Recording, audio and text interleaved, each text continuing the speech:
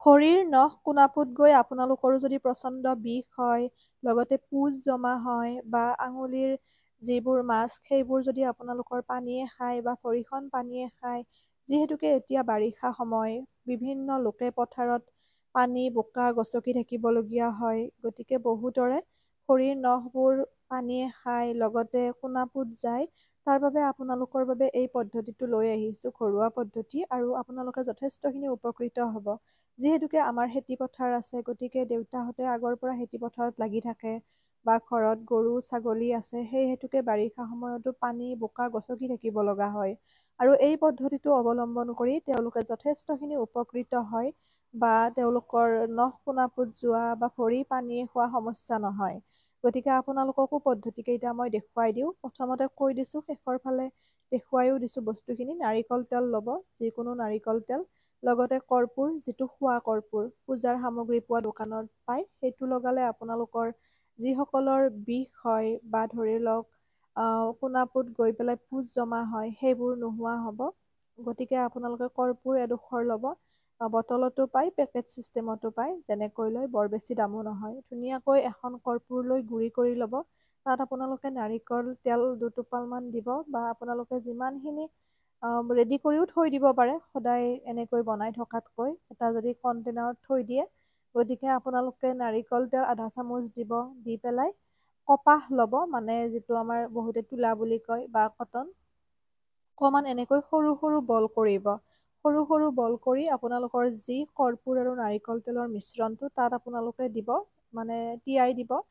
তোলাখিনি বা কপাহখিনি দি পেলাই ধুনীয়াকৈ এডাল সৰু এনেকৈ মাৰি নিচিনা ল'ব, লৈ নখৰ কোণকেইটাত গুজি থৈ দিব। মানে ৰাতিপুৱাৰ সময়ত এনেকৈ গুজি থব, থৈ পেলাই আপোনালোকে দিনটো যিমান পথাৰত যায়, বোকা পানী গছকে, একো কথা নাই, কাৰণ আমাৰ নখ কোণাপুত কিয় যায়? যেতিয়া নখৰ কোণকেইটাত বোকা মাটি লেতেৰাবোৰ সোমায়, তেতিয়া যায়। গতিকে এনেকৈ আপোনালোকে ৰাতিপুৱা পথাৰত যোৱাৰ আগত বা বোকা পানী গছকাৰ আগত নখৰ কোণ দুটাত এনেকৈ কপাহৰ বল কেইটা সুমুৱাই থৈ দিব। আৰু ৰাতি বা সন্ধিয়া আপোনালোকে পথাৰৰ পৰা আহি বা যেতিয়া আৰু বোকা মাটি গছকিব লগা নহয় ৰাতিৰ সময়খিনিত, তেতিয়া আপোনালোকে এই বল কেইটা উলিয়াই দিব। দিনটো সুমুৱাই থব, সন্ধিয়া উলিয়াই পেলাই আপোনালোকে এই মিশ্ৰণটো, যিটো নাৰিকল তেল আৰু কৰ্পূৰৰ মিশ্ৰণ, সেয়া আপোনালোকে ধুনীয়াকৈ ভৰিখনত ঘঁহি থব ৰাতিটো। আৰু নখৰ যি আঙুলি চেপ, সেইবোৰতো আপোনালোকে সোমাই দিব বা ঘঁহি দিব। লগতে তেতিয়া আপোনালোকৰ পানী খোৱা সমস্যাটো নোহোৱা হ'ব, আৰু লগতে যি আপোনালোকৰ নখ কোণাপুত গৈ প্ৰচণ্ড বিষ হয়, সেয়াও লাহে লাহে নোহোৱা হ'ব। এনেকৈ আপোনালোকে এসপ্তাহ কৰকচোন।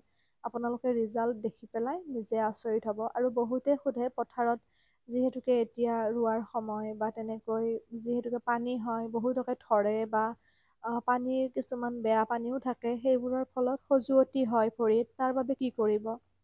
তাৰ বাবে আপোনালোকে যিটো আমাৰ কলাখাৰ আছে, কলাখাৰ আৰু মিঠাতেল মিহলি কৰি পেলাই আপোনালোকে পথাৰত যোৱাৰ আগত যদি ধুনীয়াকৈ ভৰি দুখনত ঘঁহি পেলাই যায়, তেতিয়াহ'লে আপোনালোকৰ কেতিয়াও সেই পানীয়ে নধৰে। আৰু পথাৰৰ পৰা আহি পেলাইও ধুনীয়াকৈ পৰিষ্কাৰকৈ আপোনালোকে কলাখাৰ আৰু মিঠাতেলৰ মিশ্ৰণটো আপোনালোকে ঘঁহি থব। তেতিয়া আপোনালোকৰ সেই পানীয়ে একো অনিষ্ট নকৰে। আৰু বস্তুখিনি ওচৰৰ পৰা দেখুৱাই দিছোঁ, এয়া নাৰিকল তেল আৰু এয়া কৰ্পূৰ, চাওক। এনেকৈ কৰ্পূৰ পায়, এইটো খোৱা কৰ্পূৰ হয়। এই কৰ্পূৰটো ধুনীয়াকৈ এনেকৈ মোহাৰি দিলে গুড়ি হৈ যায়, এয়া। ইয়াতে মই নাৰিকল তেলটো মিহলি কৰিম। এনেকৈ আপোনালোকে ধুনীয়াকৈ সৰু বটল এটাত ৰেডি কৰি ৰাখি দিবও পাৰে, ৰেগুলাৰ ইউজ কৰাৰ কাৰণে। আপোনালোকে এসপ্তাহ কৰিলে হ'ল। নখ কোণাপুত যোৱা, লগতে ভৰি পানী খোৱা বা বিষ হোৱা, পূঁজ হোৱা, এই সকলোবোৰ নাইকিয়া হ'ব। এনেকৈ মিহলি কৰি কটনৰ বল কেইটামান কৰিব, কৰি পেলাই আপোনালোকে এনেকৈ লগাব। মোৰ দেউতাই পথাৰত যোৱাৰ আগে আগে আগৰ পৰাই এনেদৰে ব্যৱহাৰ কৰে, আৰু নখ কোণাপুত যোৱা বা পানী খোৱা এইবোৰ সমস্যা তেওঁৰ নাই। কিন্তু ননষ্টপ এইবোৰ বোকা মাটিয়ে গছকি থাকিব লগা নিচিনা হয়, তথাপিও কিন্তু তেনেকৈ পানীয়ে নাখায়। ভিডিঅ'টি আৰু বৰ বেছি দীঘলীয়া নকৰোঁ। আশা কৰোঁ আপোনালোকে উপকৃত হ'ল। শ্বেয়াৰ কৰিব যিমান পাৰে, যাতে সকলোৱে উপকৃত হ'ব পাৰে এইবোৰ পদ্ধতিৰ দ্বাৰা। যিহেতুকে কৈছোঁৱে, এইবোৰ নিজৰ ল'ব লগা যতনৰ ভিতৰত পৰে। আৰু সৰুৰ পৰা দেউতাহঁতে এনেদৰে যত্ন লোৱা দেখিছোঁ, তেওঁলোক উপকৃত হৈছে। সেইবাবে শ্বেয়াৰ কৰিলোঁ। আশা কৰোঁ আপোনালোকো উপকৃত হ'ব। জনাব কেনেকুৱা পালে।